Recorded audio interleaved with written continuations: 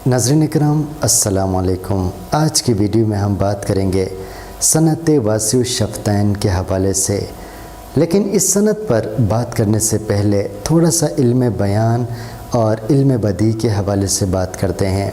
इल्म बयान का मतलब बयान करने का इल्म है और इसे मानी वाज़ेह करना या रोशन करना के मानों में भी इस्तेमाल किया जाता है। इसमें अक्सर वो फ़नून है या वो लवाज़िम है जो मजाजी मानों में इस्तेमाल होते हैं, यानी तशबीह, इस्तिआरा, मजाज मुरसल, किनाया वग़ैरह।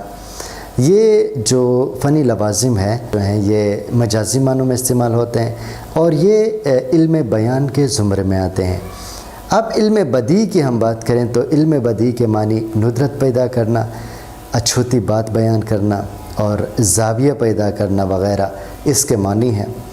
और ये कलाम के ज़ाहिरी हुस्न को बढ़ाता है, यानी इसमें मुख्तलिफ़ सनतों का इस्तेमाल किया जाता है, जैसे सनत तज़ाद है, जैसे सनत तफ़रीक है, जैसे सनत तज़मीन है।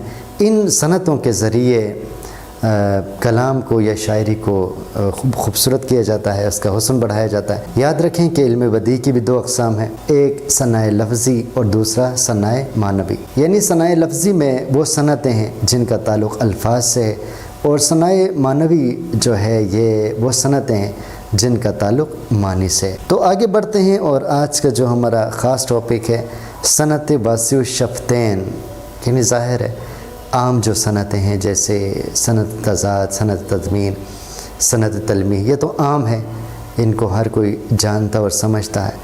और ये जो सनत है सनत वासिउ शफ़तैन, ये थोड़ा सा अनोखा सा है, थोड़ा सा आम नहीं है। सनत वासिउ शफ़तैन की तारीफ़ कुछ यूँ की जाती है कि ऐसी सनत जिसमें कलाम पढ़ते हुए या शेर पढ़ते हुए कभी भी लब से लब न मिले, यानी एक शायर ऐसा शेर तख्लीक करता है जिसमें वो हुरूफ नहीं होते, जिनकी अदायगी के लिए दोनों होंठ लब आपस में मिलते हैं। तो एक शेर है मेरे पास, मशहूर शायरा बुशरा फ़रह का एक शेर है कि नहीं है टलने का ये दर्द नक़्ते जाँ के सिवा, कि उससे कोई नहीं है उधार का रिश्ता। अब देखें इस शेर को जब मैं पढ़ता हूँ तो एक भी ऐसा हर्फ नहीं है कि जिसको अदा करने के लिए मेरे दोनों होंठ मिले या लब से लब मिले। तो ऐसी सनत को जिसमें किसी शेर को पढ़ते हुए दोनों होंठ आपस में नहीं मिलते, तो उसको हम कहते हैं सनत वासिउ शफ़तैन।